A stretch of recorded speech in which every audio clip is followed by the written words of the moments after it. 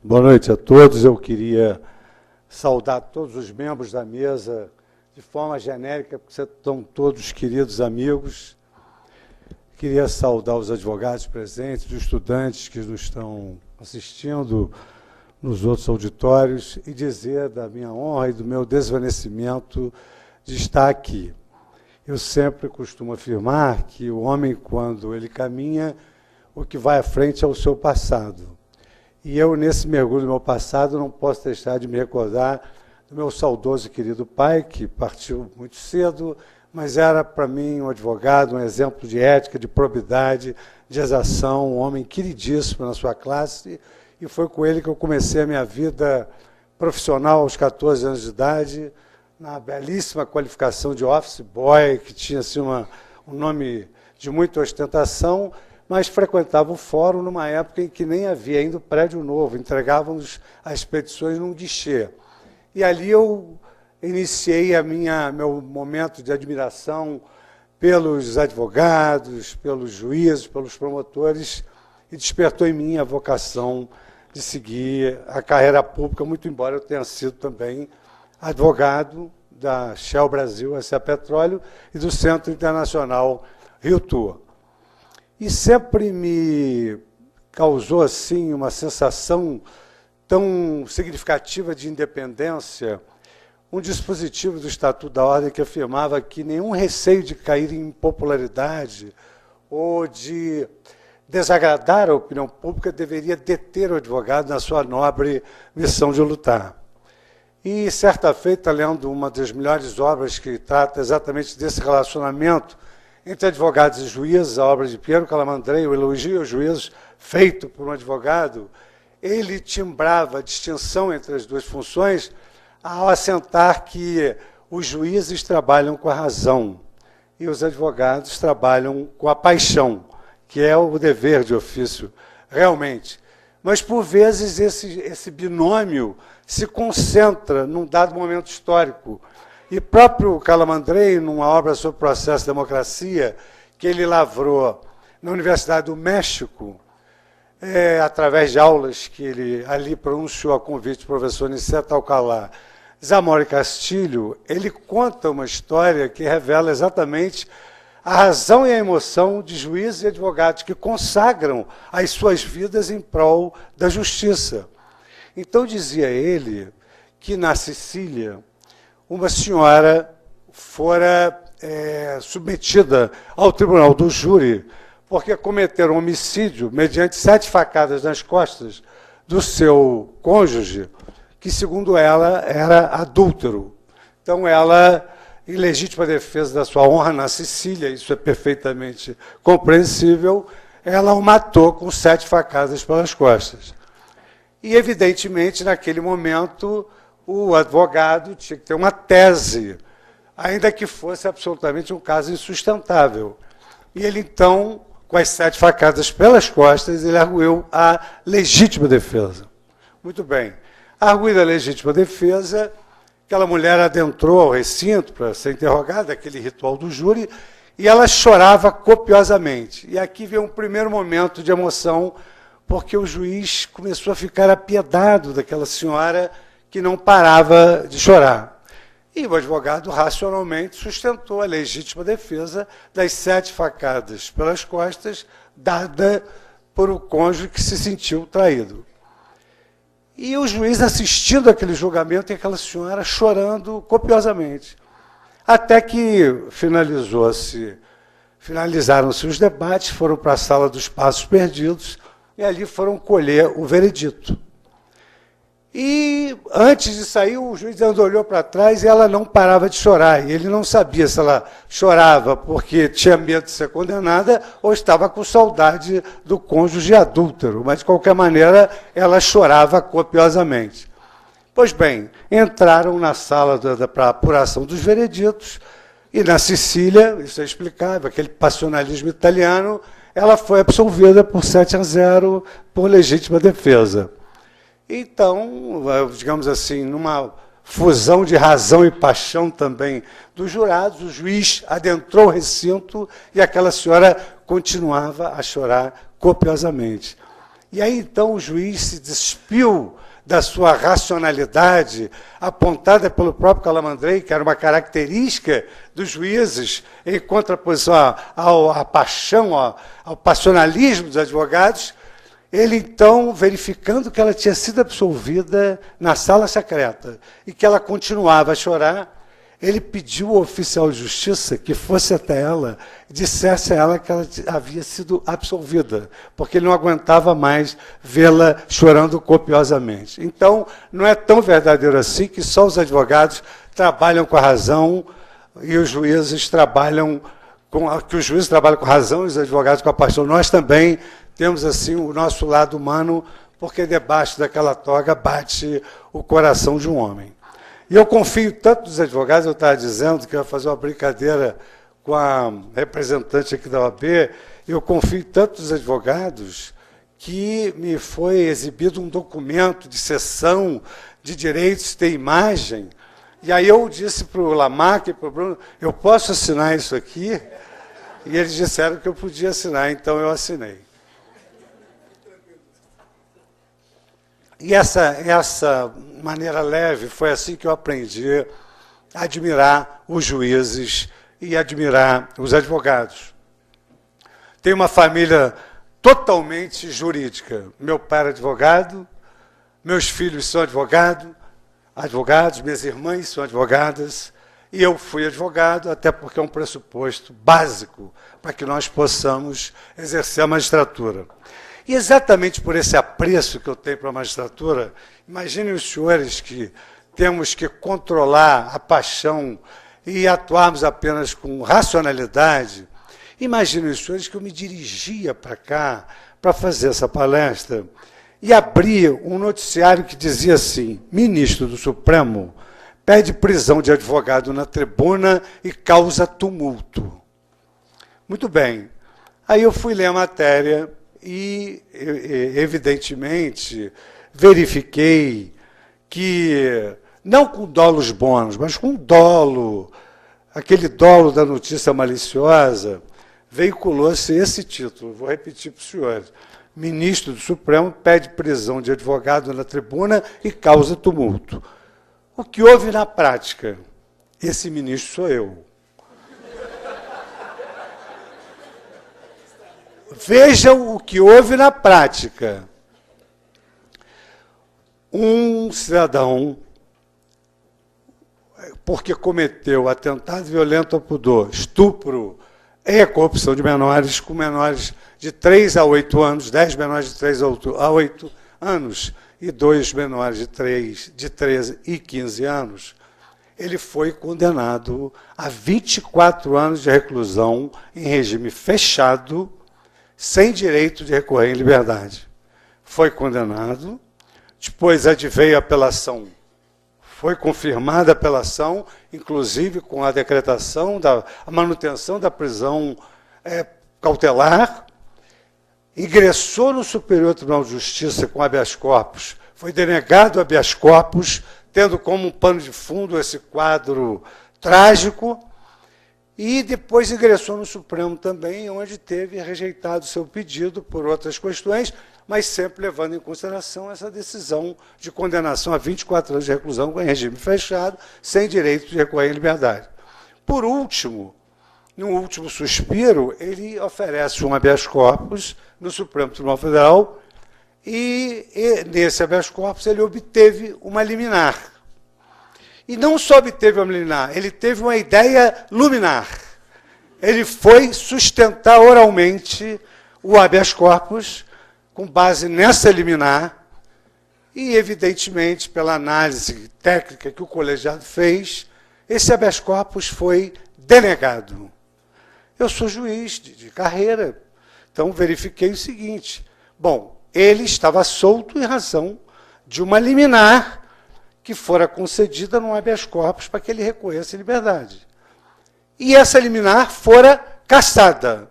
Automaticamente, este cidadão, diante da autoridade judiciária máxima do Poder Judiciário, deveria ter sido preso. Eu, então, veiculei uma questão de ordem ao colegiado. Eu gostaria de veicular a questão de ordem no sentido de que a liberdade desse cidadão, que coincidentemente é advogado e que veio sustentar em causa própria o seu direito aqui da tribuna, a liberdade dele tinha como supedâneo uma liminar que agora está sendo cassada. Então, por uma questão de ordem, porque, evidentemente, não se sabe qual a personalidade do paciente, ele pode sair dali e nunca mais aparecer e frustrar a execução de uma decisão que já percorreu a primeira instância, o Tribunal de Apelação, o Superior Tribunal de Justiça e o próprio Supremo, que negara a liminar. Então, eu suscitei uma questão de ordem para que ele, então, para que o colegiado se pronunciasse sobre uma eventual prisão do cidadão que cometera pedofilia, atentado violento ao pudor, e que acidentalmente era advogado. Acidentalmente. Eu não levantei uma questão de ordem contra o advogado, eu levantei uma questão de ordem em relação a um réu num processo de atentado violento ao pudor contra 10 crianças. Pedofilia, corrupção de menores, estupro. Então, eu suscitei isso em relação ao réu. O colegiado deliberou em não acolher a minha questão de ordem, e eu me submeti à deliberação do colegiado. Só que, depois daquilo, alguns advogados presentes, um advogado presente, não se sabe lá por quê, ficou tão revoltado, e disse a ele, se fosse um filho meu, eu o mataria. Sabendo do caso, disse para ele, se fosse um filho meu, eu o mataria. E ele saiu impune pela sala do julgamento, com a sua liberdade restrita em decisão do judiciário, e aí, então, eles se desentenderam. E a questão de ordem que eu suscitei acabou sendo resolvida na delegacia, porque eles saíram em vias de fato e ele foi preso. Agora, depois de contar essa história para os senhores, vou ler de novo a notícia. Ministro do Supremo pede prisão de advogado na tribuna e causa tumulto. Entenderam como é que se faz uma notícia? E eu me sinto nesse dever, porque senão seria demagogia, porque eu estou aqui declarando o meu amor pela advocacia. E sai uma notícia dessas, isso lembra aquela velha história do Monteiro Lobato, em que a senhora do engenho queria criar uma menina, e batia nela toda hora, e dizia para ela, eu bato porque eu te amo, até o dia que ela disse, então chega de tanto amor. É mais ou menos isso. Os senhores vão dizer, o senhor gosta muito da advocacia, mas chega de tanto amor. Porque essa então, eu estou aproveitando, isso é dificílimo de acontecer na vida da gente, eu estou aproveitando o momento com essa difusão da informação para comunicar a quem está aqui, no auditório, via YouTube, que foi esse o fato que deu ensejo a essa notícia completamente dissociada da realidade. Bom, dito isso, porque eu precisava, de alguma maneira, voltar ao meu savoir-vivre, porque isso incomoda, eu até pedi licença ao presidente da OAB para poder exatamente me manifestar sobre isso. Então, esclarecida a questão, eu queria agradecer muitíssimo as generosas palavras que me foram dirigidas e dizer aos senhores que essa obra humana que autentica a nossa humanidade, a existência de defeitos, ela foi lavrada a muitas mãos e com a compreensão de quase todos os componentes da comissão. É muito importante nós, numa palestra, narrarmos de alguma maneira os antecedentes históricos desse código, não é da história do processo, os antecedentes históricos, o backstage dessa comissão, como é que nós conseguimos, em 4 anos e meio, aprovar um Código de Processo Civil, se o Código Civil levou 25 anos no Congresso Nacional? Mas tudo foi decorrente exatamente da compreensão, da boa vontade dos componentes da comissão e da própria Câmara dos Deputados. Porque nós aprovamos um texto, e esse texto foi remetido à Câmara dos Deputados. Quando ele saiu da Câmara dos Deputados, nós tínhamos divergências doutrinárias. Isso era natural. E nós, então, sentamos numa mesa conjunta, Câmara e Senado, para que obtivéssemos um texto de consenso. Então, além de mais de 100 audiências públicas, de mais de 60 mil e-mails, de mais de 200 contribuições em livros da academia e dos segmentos, nós ainda realizamos uma dezena de reuniões pessoais só nossas, da Câmara e do Senado, para que obtivéssemos um texto final de consenso. E isso foi obtido através de lutas, às vezes através de barricadas, às vezes através até de momentos que foram extremamente irônicos e não foram trágicos. Então, por exemplo, nós combinamos na comissão que nós teríamos um mês para imaginarmos alguns institutos que queríamos introjetar no Código e também debatemos algumas ideias, mas não ainda em nível de dispositivo legal, mas em termos de exatamente uma nova ideologia do Código que foi calcada exatamente na duração razoável dos processos. Então, nós tínhamos que eliminar alguns institutos.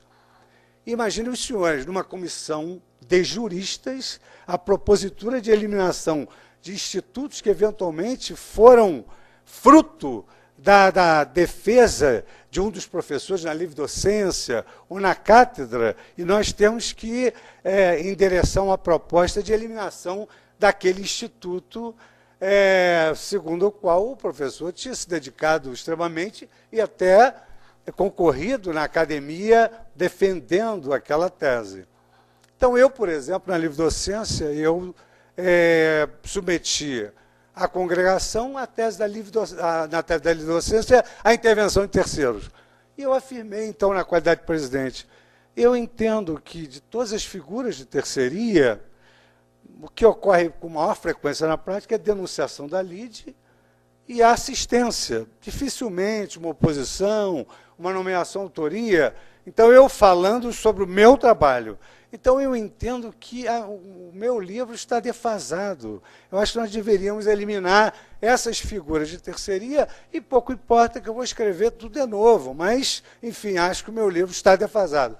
Claro que quando é na pele alheia, tudo chega a ser um acordo rapidamente. Não, realmente, seu livro está defasado, ele não tem mais sentido, esses institutos. Aí eu, então, encaminhar. Por falar nisso, Vossa Excelência, por exemplo, escreveu sobre esse instituto. E aí, então, nós convencíamos que, como eu, com aquele ato de generosidade, abdicara da minha produção científica e literária, os outros também assim deveriam fazê-lo. Que é muito difícil chegar para o professor catedrático e dizer a sua tese é maravilhosa, mas não teve efeito prático nenhum. Mas tinha que se falar isso com uma certa habilidade. Então, o código saiu nesse ambiente, quer dizer, saiu com essa realidade consensual. E mais ainda, é um código da nação brasileira. A sociedade brasileira falou e ela foi ouvida. E ela falou e ela foi ouvida exatamente na edição de um código que tinha um compromisso seríssimo, qual seja o de viabilizar que o judiciário pudesse prestar justiça no prazo razoável, tal como prometido pela emenda constitucional 45, que erigiu essa cláusula da duração razoável a uma garantia fundamental do cidadão submetido à jurisdição estatal. De há muito, já se alude a um dano marginal criado pelo processo em razão da sua demora. A própria demora da prestação da justiça acarreta um dano ao autor, tanto que autores italianos afirmavam que o processo não deveria caminhar contra o autor que tinha razão. Se alguém deveria suportar as liturgias da ordinariedade, esse alguém deveria ser exatamente o réu que não tinha razão, e não o autor que, prima facie, revela ter razão. O nosso professor Enrico Túlio Lima, que criou a Escola de Direito Processual em São Paulo, exilado da perseguição nazista, afirmava que, no seu corso de direito processuale civile, que o juiz travava uma luta contra o tempo absolutamente invencível, porque o volume de demandas era imenso e ele não conseguia prestar justiça nesse prazo razoável que, muito embora seja uma consagração atual da Constituição Federal, já constava de há muito nas declarações fundamentais dos direitos do homem. Qualquer declaração que os senhores pesquisem, vão verificar na Declaração da África e de Madagascar, na Declaração dos Povos Muçulmanos, no Pacto de São José da Costa Rica, na Declaração Europeia, na própria Declaração Universal dos Direitos do Homem, que um país que não se desincumbe da sua justiça no prazo razoável é um país que tem uma justiça inacessível, porque todo homem tem direito a uma prestação de justiça realizada por um juiz imparcial, a um resultado justo e específico, tudo deferível num prazo razoável. E nós constatamos que, efetivamente, se esse sempre foi o escopo do processo, da razão a quem tem, num prazo razoável, no sistema brasileiro e também alhures, o processo não estava cumprindo o seu escopo e o seu desígnio. Num primeiro momento, no nosso sistema, nós dotamos aí o sistema processual de um procedimento sumaríssimo, que era o mais ordinário de todos, no sentido coloquial da palavra. Quem aqui nesse auditório me comprovar que o procedimento sumaríssimo terminou em 90 dias, conforme prometia o código, me avise que eu vou escrever no Guinness. Escrever no Guinness Book. Esse procedimento sumaríssimo foi uma grande falácia, uma grande frustração. Depois dele, o grande procedimento célere era o procedimento cautelar. E aí houve um fenômeno interessante, porque, como nós sabemos, o procedimento cautelar, ou o processo cautelar, ele visa resguardar as condições ideais para que a justiça seja prestada. Mas não é um processo destinado nem a definir direitos e nem a realizar direitos. É um processo dito de asseguração do direito, das coisas, da prova. Por que o juiz arresta bens? Para que, quando advém a execução, haja uma suficiência patrimonial do devedor capaz de suportar os atos executivos, de apreensão, penhora, expropriação, avaliação, pagamento, enfim. Pois bem, então o processo cautelar, ele não tinha, nunca teve o escopo de definição de direitos. Jamais os juízes do processo cautelar poderiam se debruçar a fundo na questão litigiosa, tanto mais que autorizados pela lei a se contentarem apenas com a aparência, o fumus boni iuris. E com base numa aparência não se pode definir uma situação litigiosa, ainda que haja periculo in mora, mas tem que ter periculo in mora, mas é preciso que o periculo in mora se refira a um direito existente.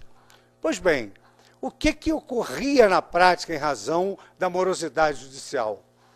Uma busca, do que a doutrina italiana denominou de busca da tutela diferenciada, que, na verdade, revelava um uso imoderado, um uso epidêmico, um uso promíscuo do processo cautelar para situações não cautelares.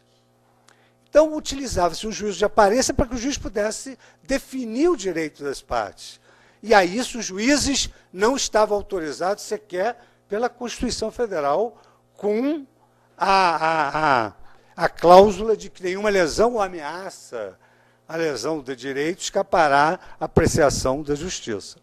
Sucede que isso se tornou uma rotina na prática forense. E eu não critico os advogados, porque os advogados atuavam, por dever de ofício, utilizando aquele rito célere para situações não cautelares, o que revelava uma dissintonia técnica, uma questão doutrinária gravíssima. Mas nós, juízes, deveríamos tomar cuidado para que, a título de uma providência acautelatória, não definíssemos um direito a fundo. E o que eu acho tão louvável e interessante na advocacia é que eu fui juiz de vara cível.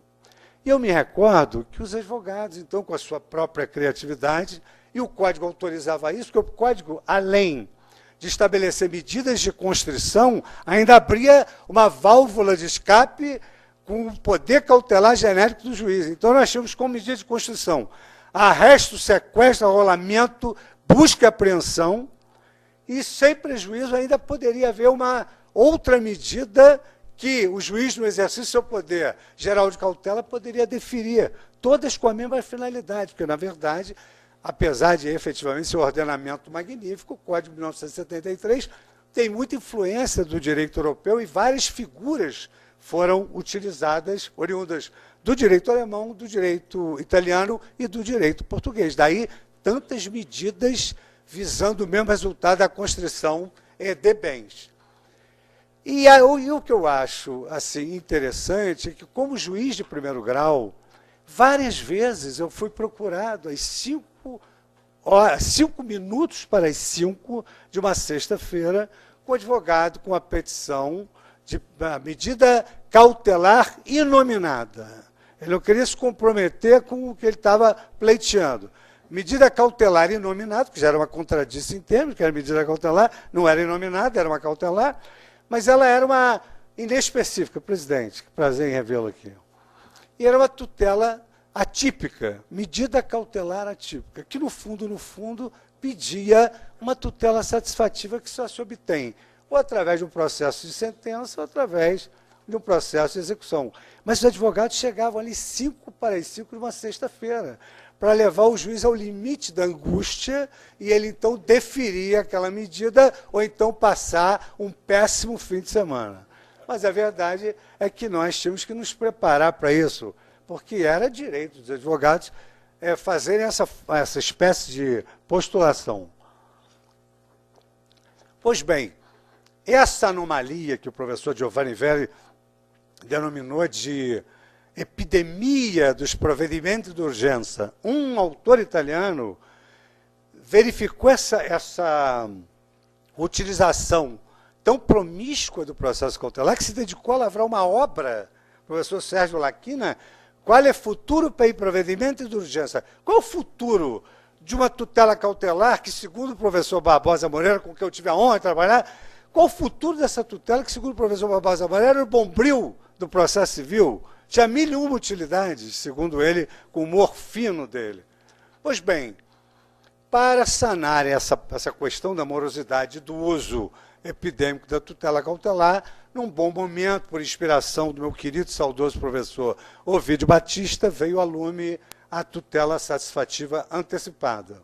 E aí, então, houve no início uma confusão, que as liminares só são cautelares, mas nós sabemos que as liminares são provimentos deferíveis no limiar do processo, que podem ter cunho cautelar ou podem ter cunho satisfativo.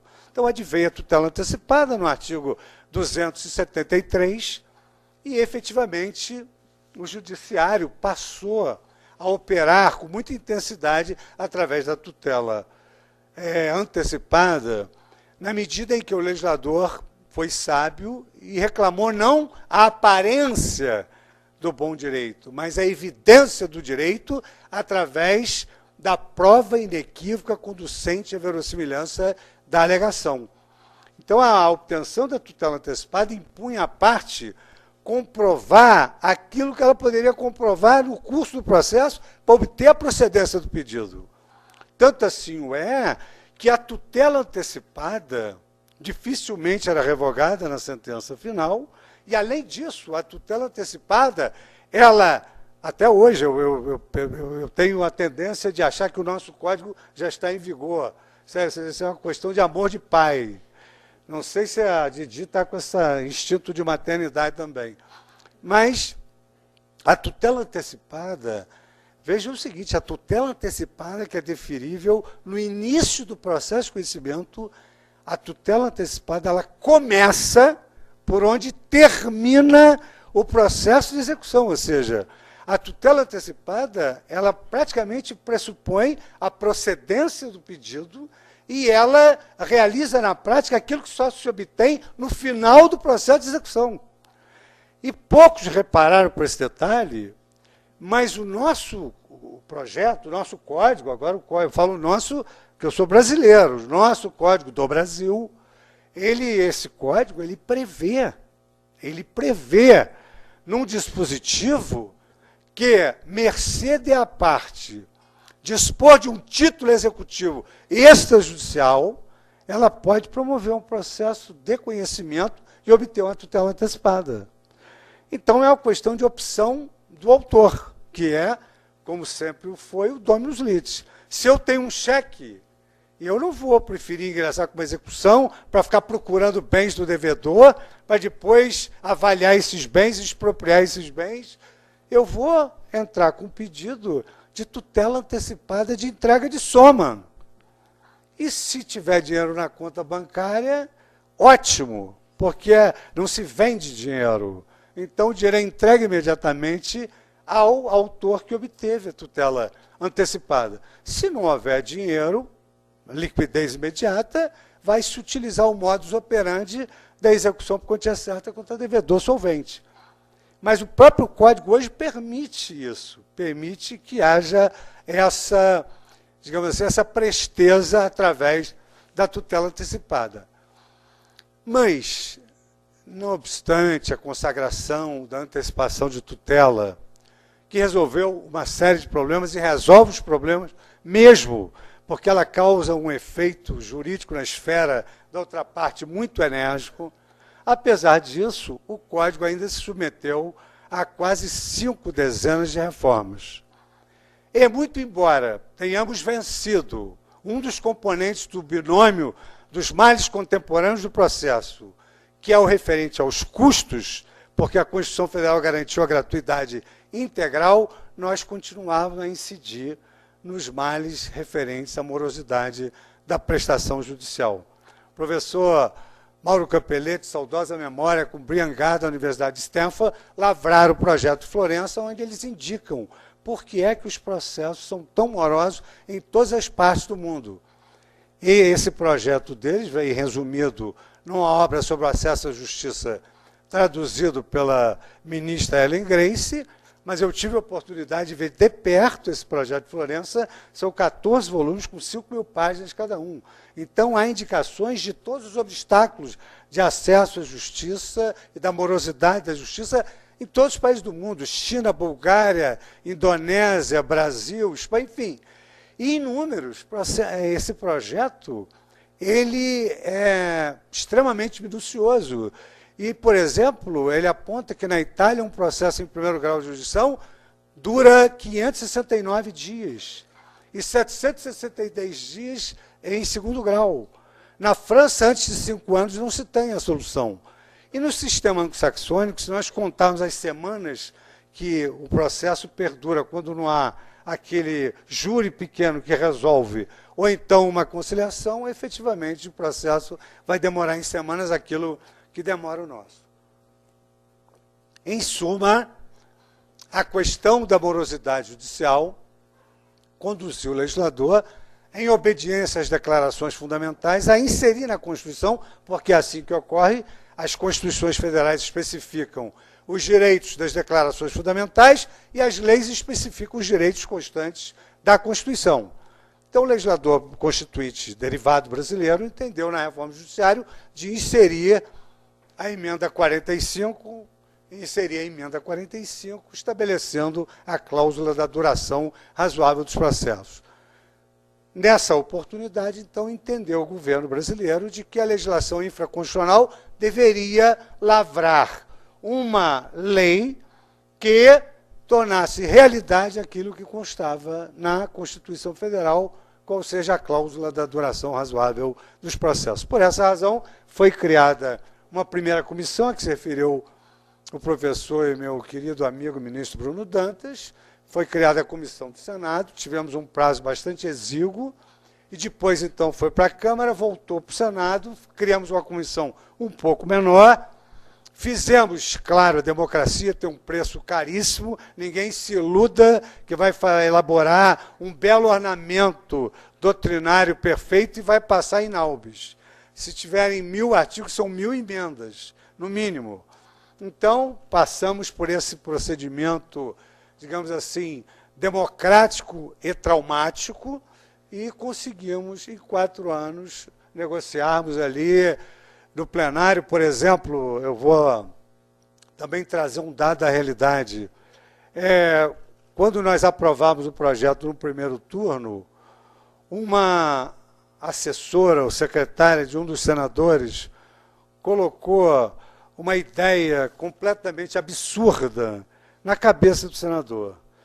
E ele cismou com aquela ideia. Eu falei, mas isso não vai passar por orientação de uma sugestão curiosa. Eu até cheguei com delicadeza, a perguntar se a senhora tinha formação jurídica. Ela fazia tudo. Tinha livro de receita de bolo, medicina alternativa, mas jurídico nada. E ela conseguiu, através, não sei se de um processo paranormal, ela conseguiu convencer o senador de que a gente tinha que ficar emperrado ali. E foi naquele momento que eu acho que há momentos em que nós temos que tratar os indigentes com caridade e os opulentos com altivez. Então, há momentos que você tem que se despir de toda qualquer posição que você ocupe. Eu fui para o meio do plenário, sentei ao lado do senador e discuti com profundidade a questão jurídica com aquela senhora aperfeiçoada nas artes culinárias e na medicina alternativa. Tive toda a tolerância do mundo, porque eu acho que a grande capacidade do magistrado é tolerar a verdade alheia. Porque você senta numa mesa de audiência, ou um está mentindo, ou outro está mentindo, que não é possível. Cada um fala uma coisa, cada testemunha diz alguma coisa, não é, presidente? Pois bem, e aí saiu o nosso código com essa leveza dos nossos companheiros. E aí, então, nós, nessa elaboração, tínhamos que encontrar a semelhança do projeto de Florença, quais eram os obstáculos que impediam que o judiciário brasileiro prestasse uma justiça de forma mais rápida, garantida todas as prerrogativas constitucionais, porque não se pode lavrar um ordenamento dessa estatura com arranhões à Constituição Federal. Muito embora não haja controle de constitucionalidade preventiva no sistema brasileiro, nós submetemos o anteprojeto a uma leitura acadêmica aos ministros supremos que expediram uma nota técnica aprovando vários dispositivos do Código. Pois bem, então, seguindo o modelo de Mauro Campelletti, de saudosa memória, como dizia eu, morreu em 99 em Verona, padeceu 10 anos de Alzheimer, um homem que pesquisava 18 horas por dia, isso é que eu não consigo entender, mandar fazer jogo da velha no avião para não ter Alzheimer, e o homem pesquisava 18 horas por dia. Quer dizer, não deve estar por aí a cura, não é bem isso. E o professor Dworkin, no livro sobre o domínio da vida, ele preconiza a possibilidade da pessoa lúcida fazer o seu testamento vital, porque ele anuncia dados alarmantes de pessoas que sofrem de Alzheimer no mundo, mais de 60 milhões. São sintomas que a gente tem que se preocupar e começar a verificar, né? Pois bem, então nós fomos detectar as barreiras que impediam a duração razoável dos processos. E, genericamente, por gênero, chegamos a 3 barreiras. Em primeiro lugar, o processo civil brasileiro é prenhe de solenidades e de liturgias. Isso significa dizer que a todo momento que o juiz se pronuncia, tem que ouvir uma parte, tem que ouvir a outra, o autor fala alguma coisa, tem que ouvir o réu, e até que advenha a sentença, isso demora muitíssimo. Muitas formalidades. Segundo aspecto, prodigalidade recursal. Então, isso não foi algo tirado do nada, tivemos as pesquisas. Hoje em dia, no sistema anglo-saxônico, se escreve sobre economia normativa e direito econômico. Quer dizer, tudo que nós não queríamos quando fizemos clássico, ao invés do científico. Mas hoje é importante nós estudarmos os números. Então, o Brasil revelava uma prodigalidade recursal em ato e em potência. Por exemplo, por amostragem, nós selecionamos um processo em que havia uma impugnação ao valor da causa, uma exceção de competência, um incidente de falsidade documental, uma intervenção de terceiros e um indeferimento de benefícios de justiça gratuita. 5 decisões interlocutórias. Foram extraídos 5 agravos e 25 recursos, porque o indeferimento gerou a violação da Constituição pela ampla defesa e a violação do Código, e, por outro lado, os advogados ofereciam embargos de declaração e mais embargos de declaração, mais de um normalmente, porque nunca vem bem explicado. E nós, inclusive, com o presidente Marcos Vinícius, nós tivemos a oportunidade de também fazer uma indagação biopsicológica, quer dizer, por que tantos embargos de declaração? Será que os juízes não se expressam corretamente? Será que eles não são fidedignos com aquilo que se pensa? E num debate, eu nunca me esqueço, que o advogado disse assim, não, excelência, nós, advogados, levamos tudo mastigado para o juiz. Como se nós não entendêssemos. Eu disse, mas acontece que para engolir, às vezes, não é brincadeira. É tudo mastigado, mas para engolir não é brincadeira. Então, os senhores também, há uma reciprocidade nessa falta de percepção do que os juízes querem dizer. Mas, enfim, a prodigalidade recursal ficou revelada por esse fato. E, em último lugar, nós nos deparamos com um obstáculo dificílimo, que foi a litigiosidade desenfreada, que se inaugurou no Brasil em 1970, a ponto de o CNJ divulgar que para cada 2 brasileiros há uma ação proposta. É muita vocação jurídica e judicial. Pois bem, não adianta só trazermos os problemas e as barreiras, fomos enfrentar esses obstáculos. Em primeiro lugar, criamos uma desformalização dos procedimentos. Quer dizer, os procedimentos têm que ser mais simples. Se a causa, por exemplo, ela já tem uma solução jurisprudencial sedimentada, o juiz pode julgar imediatamente. Por outro lado, as partes elas só tendem a uma autocomposição que otimiza o relacionamento social se essa autocomposição for realizada logo, sem que elas tenham se desgastado econômica e emocionalmente. Então, o Código cria uma tentativa, não obriga, ele cria uma tentativa de conciliação ab início, logo, para que logo no início da causa se possa chegar a um bom termo sem desgastes dessa ordem. O Código, por exemplo, poucos atentaram para esse aspecto, quando trata do ato das partes, ele, a semelhança que já ocorre no juízo arbitral, ele permite que os advogados elejam um procedimento. Porque há cidadãos que só acreditam na palavra da justiça e dizem, não, pelo menos um pronunciamento judicial, uma sentença. Então, no ato das partes, os advogados podem combinar, olha, eu vou oferecer o meu pedido, você oferece a sua contestação, matéria não demanda provas, vamos respeitar a sentença, assim como respeitam o equivalente jurisdicional, que é o laudo arbitral, e respeitar a sentença do juiz, com essa postura jurisdicionalista do cidadão, é o que há de melhor. E não há recurso, e a causa é rápida também, se resolve rapidamente. Outras medidas que nós adotamos diz respeito às preliminares. Todos os profissionais, eles se sentem instados, obrigados a iniciar as suas defesas aduzindo uma preliminar. Preliminarmente, o autor não tem razão. Isto não é preliminar, isto é mérito.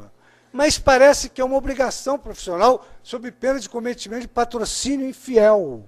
Então, vem sempre umas 10 preliminares e depois o mérito, que é igual às preliminares. Muito bem. O que dissemos nós? Há uns 2 decênios atrás, se não me falha a memória, não sei se o Talamini lembra, num Congresso Mundial de Portugal, o sistema processual brasileiro foi considerado o sistema que contemplava a mais bela regra de direito processual do mundo, que é a regra do artigo 249, parágrafo 2º, segundo a qual não se decretará a nulidade se o juiz puder decidir um mérito a favor da parte a quem interessa essa nulidade. E nós aproveitamos isso para as preliminares. Não se acolhe a preliminar se o juiz puder declarar o mérito a favor da parte a quem interessa o acolhimento da preliminar. E essa foi uma das estratégias que nós utilizamos. E, por último, que eu poderia citar, no tocante à desformalização, vários dispositivos, nós exterminamos com a duplicação de processos principais e cautelares. Na verdade, a tutela de asseguração, isso é uma tutela que encerra o dever de proteger a jurisdição. Como o professor Ovidio afirmava, é um instrumento de defesa da jurisdição. Se você preserva as condições ideais para que a justiça seja prestada, o que se objetiva realmente é preservar a utilidade prática do processo. Porque se o réu dilapidar o patrimônio, como é que eu vou dissolver e partilhar uma sociedade? Não vou ter o que dividir. Se eu ficar esperando que o réu venda todos os seus bens, quando iniciar a execução não tem bem penhorável. Então, na verdade, essa suposta tutela jurisdicional cautelar é algo interinal. Todo juiz tem que poder fazer isso em todo qualquer processo, procedimento, porque é meio de defesa da jurisdição. O projeto do professor Carnelucci, Francisco Carnelucci, para o Código da Santa Sé, que eu nem tenho ideia se já foi manejado, o Código de Processo Civil da Santa Sé, ele dispunha de um dispositivo que fora plasmado pelo professor Carnelucci, no sentido de que o juiz, diante do periculo in mora, ele deveria ser o artesão da solução do caso concreto. Deveria prover sob medida. O professor Fritz Baum frequentava muito a nossa escola aqui, trazido pelo professor Barbosa Moreira. Ele tem um livro que denominado Tutela Jurídica mediante Medidas Liminares, pelo Fabris, editor. E lá, por exemplo, ele cita um exemplo belíssimo em matéria processual. Um prédio fora construído sem aquela distância de 1,5 m que invade a privacidade alheia. A parte, então, ingressou com pedido de demolição do prédio. E o juiz, em razão da função social da propriedade, determinou que as janelas daquele prédio fossem pintadas com tinta indelével, opacas, para respeitar a privacidade e, ao mesmo tempo, a função social da propriedade.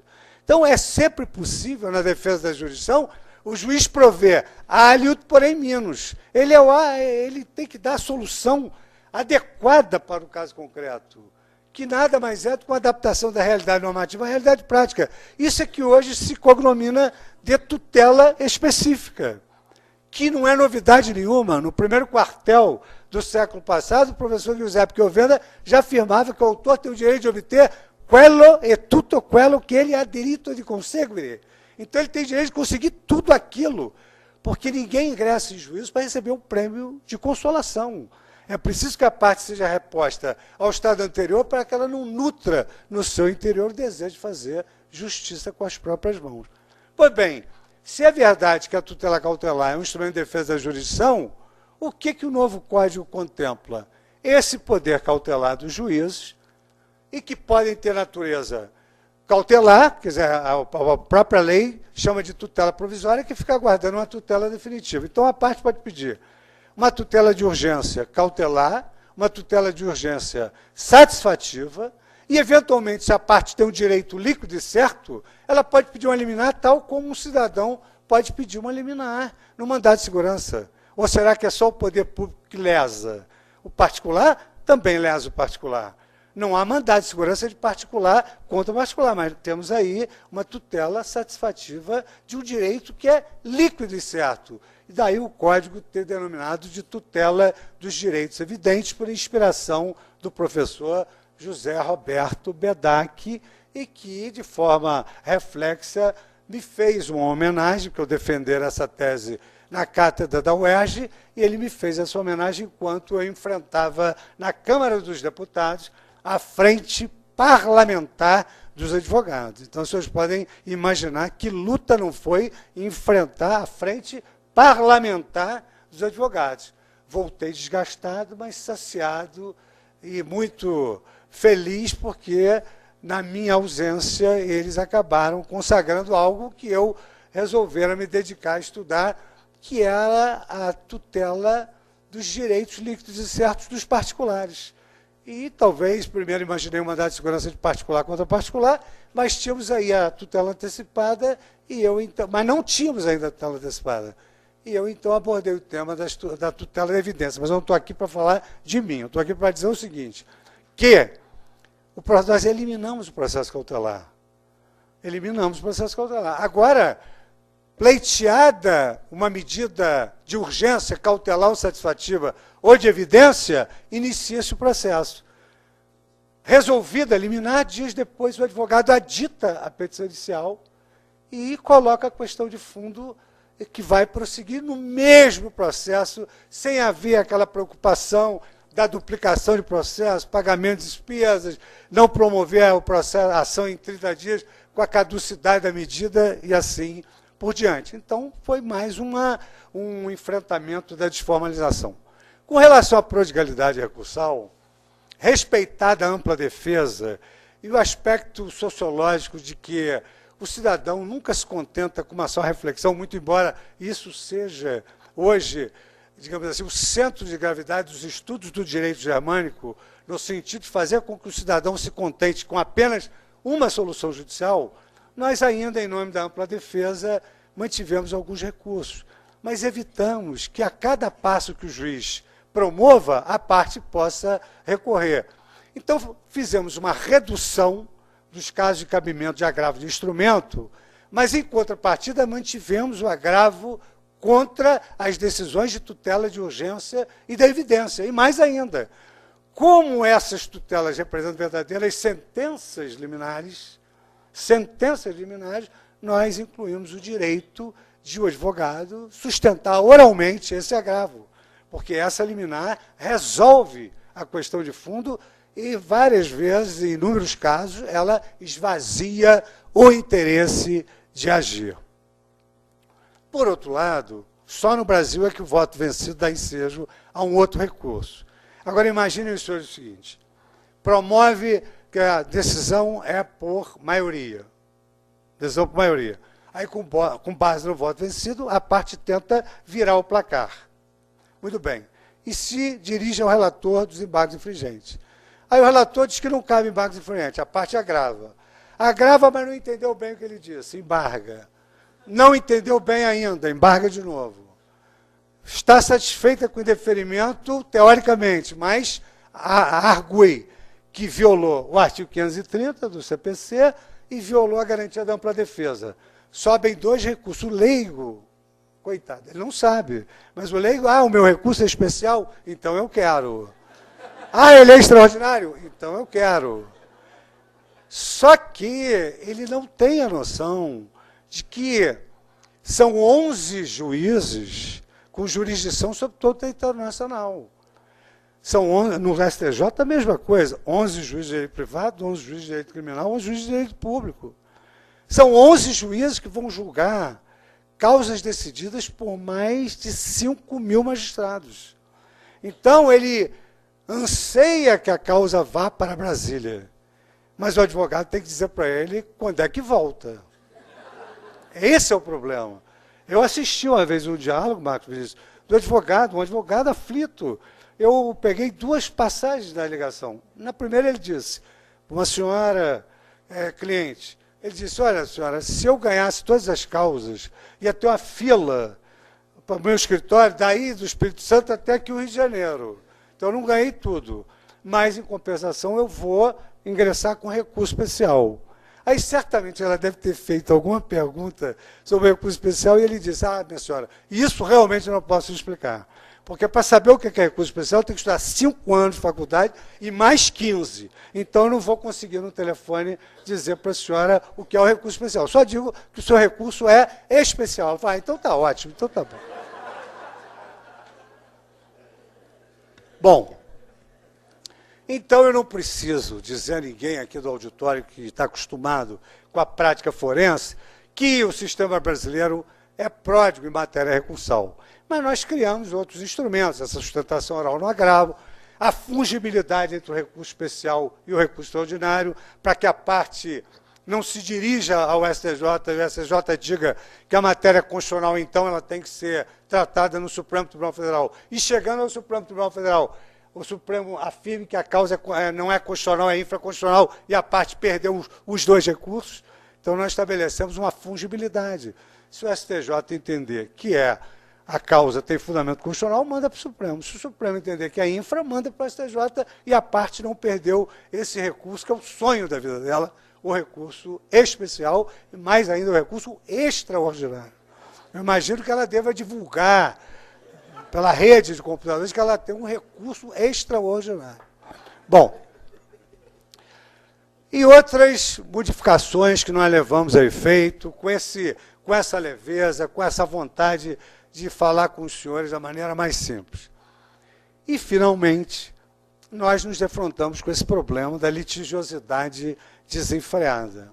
Isso é um problema seríssimo. A nossa primeira ideia, e aqueles que estudam o tema vão verificar que não foi uma ideia completamente absurda, nós pretendíamos estabelecer que, para tutela de interesses individuais homogêneos só teria legitimidade um órgão intermediário entre o Estado e a sociedade, de preferência até o Ministério Público. Sucede que, em todas as leis que versam sobre class actions, todas essas leis dispõem que a ação coletiva não prejudica a ação individual, nem pode, porque a Constituição Federal assegura que qualquer pessoa pode ingressar no judiciário se ela sofreu uma lesão ou uma ameaça de lesão. Então, essa ideia foi interessante, mas esbarraria na inconstitucionalidade. Com uma penada de um ministro supremo, essa ideia seria derruída. O Código importou muitos instrumentos do sistema anglo-saxônico. Nós, hoje, não podemos mais afirmar que pertencemos genuinamente a uma família romano-germânica. Temos hoje uma fusão de família romano-germânica e anglo-saxônica, e de civil law e common law. Vejam que nós hoje perseguimos o precedente. E desde 1999, a Inglaterra tem um Código de Processo Civil. Então vejam esse momento histórico já fora preconizado há muitos anos pelo professor Giuseppe Chiovenda, que afirmava que a grande evolução do processo civil seria uma lenta involução ao velho processo romano. Os juízes tinham a jurisdictio, apenas definiam o direito. Nosso caso da civil law, juízes burocratas judiciais. No sistema da common law, os juízes tinham imperium judicis. No sistema anglo-saxônico, ninguém vai preso por dívida. Mas, a partir do momento que pode cumprir a decisão e não cumpre, comete uma contempt of court, um atentado à dignidade da jurisdição. E há uma criminalização do descumprimento das decisões judiciais. Então, eram sistemas completamente diferentes, que hoje estão fundidos, e eu chego à ousadia de preconizar que nós hoje temos um sistema processual que vai entrar em vigor em março de 2016, capaz de fornecer elementos extremamente interessantes para aquelas fontes onde nós nos abeberamos para criarmos o Código de 73. Hoje, o Brasil pode exportar processo civil. Nós não estamos aquém de nenhum país do mundo, nenhum. Pelo contrário, com o advento do novo Código, podem ter absoluta certeza que nós vamos fornecer aos nossos matizes anteriores um farto material acadêmico, bem elaborado e fruto da vontade consciente da academia e da sociedade brasileira. Então, no tocante à litigiosidade desenfreada, nós levamos em consideração que há, por exemplo, muitas ações que veiculam a mesma tese jurídica. Só para que tenhamos a primeira noção, 800 mil ações versam sobre índices de inflação e planos econômicos. Quer dizer, a solução de uma dessas ações tem que ser igual para todas as outras. E não precisamos chegar a tanto. Há vários exemplos hoje de que a sociedade tem causas idênticas, teses jurídicas idênticas. Por exemplo, viajando pelo Brasil, nós sabemos que qualquer estado, por mais carente que seja, ele pode ter todas as dificuldades, mas eles têm um shopping center. O local mais distante e mais carente tem um shopping center. Todos os postos de gasolina têm loja de conveniência. Pois bem, discute-se hoje no Brasil inteiro se posto de gasolina pode ter loja de conveniência e vender remédios anódinos. Discute-se se o lojista do shopping center pode abrir uma loja na rua. Essa é uma litigiosidade de massa, porque esse contencioso é absolutamente idêntico. Então, em 2007, em Pisa, realizou-se um simpósio, se não me engano, em homenagem ao professor Giovanni Verdi, exatamente para tratar de tutela jurisdicionale e azione seriale. E chegou-se à conclusão que algumas ações da litigiosidade de varejo têm que ser tratadas de forma coletiva. É um tratamento coletivo da litigiosidade de varejo. Não é uma coletivização, porque isso não é possível. O autor é o dono de um juiz, ele não pode entrar em juízo com uma ação própria dele e o juiz transformar aquilo em ação coletiva. e tirar ele todas aquelas potencialidades de que ele, como titular do direito, pode transacionar, pode desistir, você objetiva o processo, aquilo se torna transindividual e indisponível. E nós tínhamos um trauma, né, Bruno, da coletivização desse nome, porque o processo coletivo tramitara 5 anos no Congresso e fora derrubado. Então, nós tínhamos um temor de se fazer uma assimilação de ideias. Pois bem, então nós procuramos um instrumento parecido, tinha o leading case, a causa pilota do direito italiano, e fomos ao direito alemão, que no mercado de capitais tem um instituto que se denomina Musterverfahren, ou seja, um processo modelo. Então, aquele processo modelo é representativo de várias e várias demandas repetitivas. Então, uma vez decidido aquele processo, aquela tese jurídica se introjeta nas milhares de ações. E foi exatamente esse instrumento que nós pensamos, e aí pensamos no sistema romano-germânico, denominado incidente de resolução de demandas repetitivas. Em últimas palavras, esse incidente é suscitável em qualquer tribunal, em qualquer juízo, o juiz se comunica com o tribunal e afirma que há uma repetição daquelas ações. O tribunal admite que são ações repetitivas, admite o incidente e julga o incidente. E, ao admitir o incidente, determina que todas as ações naquela área da sua competência sejam suspensas. Claro, o juiz do Rio não pode suspender uma causa idêntica do Piauí nem de São Paulo, mas há uma comunicação de causa repetitiva ao CNJ, que comunica a todos os tribunais. Então, todos os tribunais poderão adotar a mesma solução. E, normalmente, a causa repetitiva se repete em todos os estados. E então, o que pode acontecer? O tribunal vai julgar um incidente, admite, primeiramente, o incidente, depois vai ao mérito. Ao se referir ao mérito, o tribunal tem condições de verificar se o tema decidendo gravita sobre questão constitucional ou infraconstitucional. Se for infraconstitucional, o tribunal pode pedir ao STJ que paralise todas as ações do Brasil sobre aquele tema. Se for constitucional, o tribunal pode pedir que o Supremo assim o delibere, suspendendo todas as ações até que seja julgado o recurso ordinário e o STJ o recurso especial.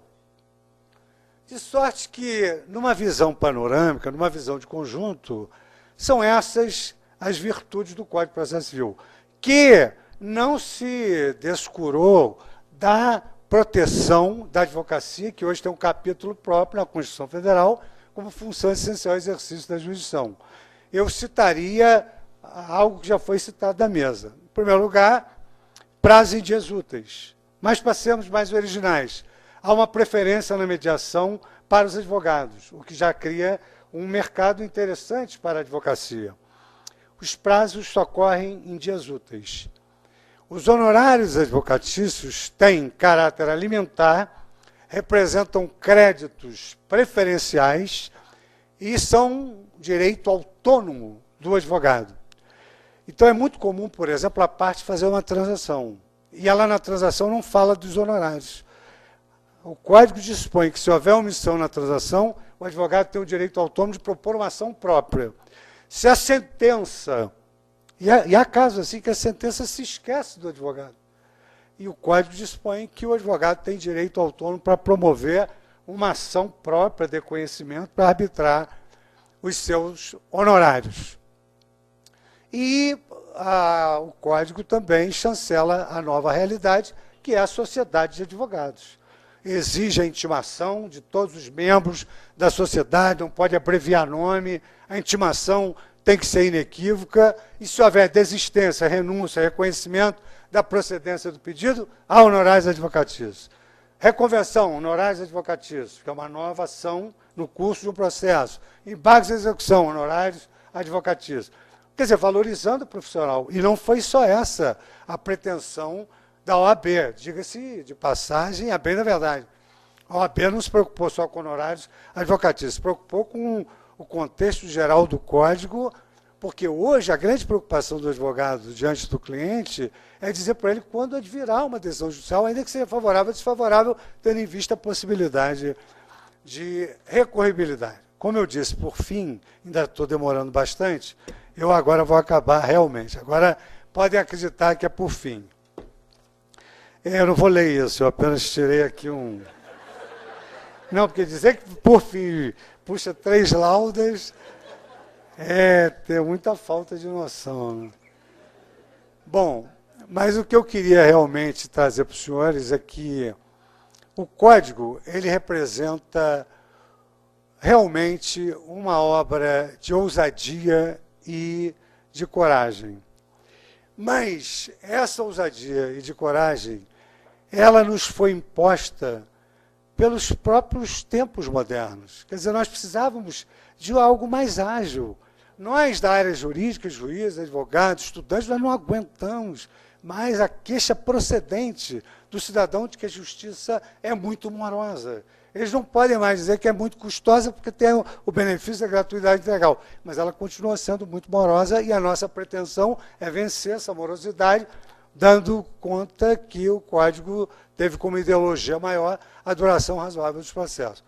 Mas eu dizia que esse código é um código de um novo tempo e que é um código com ousadia e coragem, que é o que nós precisamos ter quando nos resignamos diante de alguma inércia, porque a comissão, ela não se contentou em repetir o que já estava. Nem foi nosso objetivo tirar do artigo 461 a letra A e transformar em 462. Nós fizemos mais coisas do que isso. E, em segundo lugar, há momentos na vida em que nós temos que ousar. E eu me recordo de uma passagem do professor e psicanalista Luiz Alberto Pie, que num livro sobre psicologia e sobre como uma pessoa deve se comportar diante das dificuldades da vida, e eu tenho até a certeza que essa obra do professor Luiz Alberto Pie, ele é baseado em consultas que ele já deve ter ministrado. Nessa obra há uma passagem muito interessante que fala de ousadia. E ele conta que nos Estados Unidos, a conferencista que recebeu o prêmio de maior conferencista de todos os tempos era uma mulher surda. E aí perguntaram para ela, como é que a senhora, sendo surda, consegue ser a melhor conferencista dos Estados Unidos, que tem todos esses estados com pessoas talentosas? Então ela disse, para mim, a vida é uma ousadia, ou então ela não é absolutamente nada. Foi mais ou menos o lema da nossa comissão. E também a percepção que nós estamos num novo tempo. O homem tem o coração e a inteligência para a sua época, porque não é possível servir a todas as épocas ao mesmo tempo. E como nós estamos num novo tempo, eu me lembrei da frase de Cesare Vivante, altro tempo, altro diritto. Mas nós temos que trabalhar com a prata da casa. E nós temos um poeta que é da minha geração, que é o Ivan Lins, que sempre homenageou o Brasil nas suas letras e músicas, e que tem, assim, uma percepção que é bastante atual sobre os novos tempos. Então, Ivan Lins compôs O Novo Tempo, e diz o seguinte, no novo tempo, apesar dos castigos, estamos crescidos, estamos atentos, estamos mais vivos para nos socorrer. No novo tempo, apesar dos perigos, da força mais bruta, da noite que assusta, estamos na luta para sobreviver. Para que a nossa esperança seja mais que a vingança, seja sempre um caminho que se deixa de herança. E apesar dos castigos, de toda a fadiga, de toda injustiça, estamos na briga para nos socorrer. No novo tempo, apesar dos perigos, de todos os pecados, de todos os enganos, estamos marcados para sobreviver. No novo tempo, apesar dos castigos, estamos em cena, estamos nas ruas, quebrando as algemas para nos socorrer. Muito obrigado.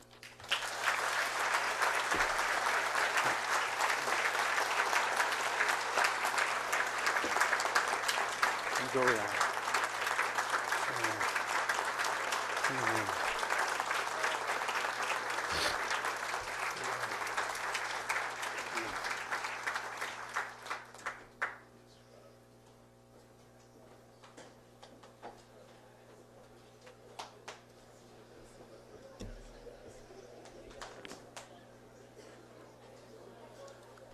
Bom, para o encerramento oficial, tem a palavra o presidente nacional da Ordem dos Advogados do Brasil, advogado Marcos Vinícius Furtado Coelho. Apenas para agradecer a todos vocês, em primeiro lugar, colegas advogadas e advogados, estudantes, queridos membros da comunidade jurídica que se encontram presentes. Sem vocês, o êxito deste congresso não teria ocorrido. Foram, ministro Fux, 2.200 inscritos presenciais e cerca de 4.000 pessoas acompanhando pela internet. Foi a média, daí nós podemos dizer que um congresso exitoso, graças ao interesse da comunidade jurídica pelo aperfeiçoamento e pela atualização que é absolutamente necessária neste prazo de vacatio legis, para que possamos nos fortalecer, nos preparar para vivenciar este novo Código de Processo Civil. Porque, além de ser uma norma, ele deve ser incorporado nos nossos corações e mentes, para que mudemos a cultura da morosidade pela cultura da cooperação, da colaboração, para que o processo seja realmente um instrumento de prestação jurisdicional em um tempo razoável. Nem um dia a mais, nem um dia a menos, do adequado para que o processo seja justo, que ele tenha realmente o equilíbrio entre a celeridade e o direito de defesa, entre o processo rápido e o devido processo legal. Gostaria de agradecer, em nome dos 875 mil advogados do Brasil, o ministro Bruno Dantas, membro da Comissão de Juristas, que coordenou cientificamente este evento, a quem peço uma salva de palmas.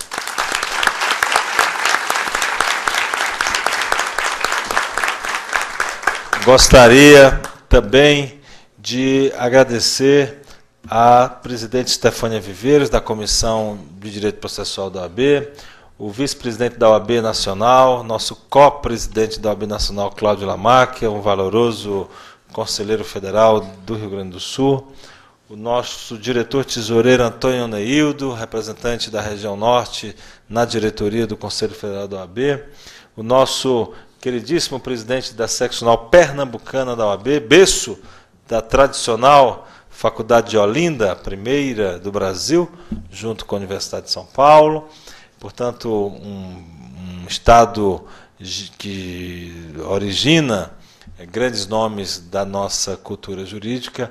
Gostaria de dizer também que este evento marca a abertura do curso de capacitação da Escola Nacional de Advocacia em Processo Civil, tendo o novo código como central. Temos aqui a professora Karen Rodrigues, da Unisc, que se encontra também coordenando este evento, este curso, que tem a coordenação compartilhada do Bruno Dantas e da Stefânia Viveiros. Mas, como gostaria de agradecer os palestrantes, professor Talamini, professor Cristiano, que aqui se encontram, os conselheiros federais da Ordem, que saúdo na pessoa do conselheiro André Godinho, do Estado da Bahia. Mas, como os últimos são os primeiros, gostaria de fazer um agradecimento especial. Não apenas pela conferência de encerramento brilhante que todos pudemos testemunhar na noite de hoje, mas pela fraterna relação com a Ordem dos Advogados do Brasil, pelo diálogo de alto nível que vem tendo com a nossa instituição, não apenas nesta importante conquista que é o novo Código de Processo Civil. Essas conquistas todas foram possíveis porque desde a comissão de juristas, por ele presidida, esta atenção à classe dos advogados sempre esteve presente. Neste necessário balancear entre celeridade e devido processo legal, o devido processo legal sempre foi tido no novo Código como a proteção do direito do cidadão à defesa de seus interesses. E esta proteção foi expressada na valorização do advogado. A valorização do advogado não apenas no sentido remuneratório, mas também no sentido de sua importância no processo, ela se fez não como uma medida corporativa, mas como uma atenção ao cidadão brasileiro, com a lógica de que o advogado valorizado significa o cidadão respeitado, de que o advogado é o porta-voz legal dos interesses do cidadão, é a voz constitucional do cidadão e, portanto, a proteção do advogado é a proteção do ser humano. Afinal de contas, o Estado existe para protegê-lo. Não apenas o novo Código de Processo Civil, mas ele tem sido fundamental para as grandes conquistas desta entidade em favor da sociedade brasileira. Refiro-me a diversos julgamentos no Supremo Tribunal Federal, mas vou destacar apenas dois. O primeiro, no que diz respeito à declaração da constitucionalidade da Lei Ficha Limpa, que foi por ele relatado no âmbito do Supremo Tribunal Federal, concluindo pela constitucionalidade dessa importante lei de moralização dos costumes políticos em nosso país. Posteriormente, na celeridade com que pôs na pauta do Supremo Tribunal Federal e efetuou o julgamento pela inconstitucionalidade do aprisionamento da democracia brasileira pelas empresas, no sentido de que o poder deve emanar do povo e não das empresas que financiam partidos e candidatos. Portanto, com a lógica de que temos que combater a raiz da corrupção no Brasil, temos que combater a raiz da corrupção administrativa, que é a corrupção eleitoral, e a relação indevida entre empresas e candidatos, também foi dele a relatoria desta matéria. E, por fim, falei que seriam duas, mas vou destacar a terceira, a relatoria desta importante conquista para a cidadania brasileira, que foi a declaração de inconstitucionalidade da PEC do calote dos precatórios, no sentido de que, se estamos falando em razoável duração do processo, se estamos falando em celeridade, em efetividade, em satisfação do usuário da justiça, em eficácia da decisão jurisdicional, como admitir que após um longo trânsito de um processo judicial, após o trânsito em julgado da ação de conhecimento, para posteriormente transitar em julgado a ação de execução, para se ingressar no sistema de precatórios, o Estado ainda perpassar por 15 anos para dar ensejo ao pagamento desse precatório. Estes 15 anos, eles iriam decorrer após todo o trâmite das ações de conhecimento e de execução. E o Supremo Tribunal Federal declarou inconstitucional esta emenda, o que é uma vitória preventiva em favor do cidadão, porque significa que o Congresso não pode editar novas medidas do calote, e significa também, nesta decisão, a correção dos valores de precatórios pela inflação, e não apenas pela TR, que não fazia a correção adequada dos créditos da cidadania.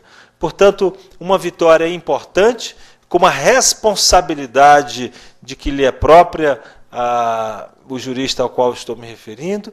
Ele modulou os efeitos, dando um prazo máximo de 5 anos para que todos os precatórios no Brasil estejam pagos, devidamente corrigidos e pagos. E as medidas devem ser tomadas sob a fiscalização do CNJ e sob pena das sanções devidas se o Estado os estados e os municípios não tomarem as providências necessárias para o pagamento a tempo e modo destes valores. Estou, portanto, com estas palavras a declarar que não é nenhum favor, é apenas o reconhecimento de que nós temos no Supremo Tribunal Federal um ministro à altura dos desafios dessa quadra histórica e que vê na advocacia brasileira um porta-voz da cidadania e que vê na Ordem dos Advogados do Brasil um aliado na construção de uma sociedade justa, fraterna e solidária.